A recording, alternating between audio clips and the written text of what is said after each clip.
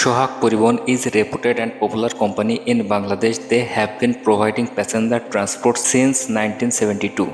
Hey everyone, welcome to Bidyard Valley. Today I will draw the Shohagh Parivan non-AC bus, and it is the first generation capsule body bus in Bangladesh.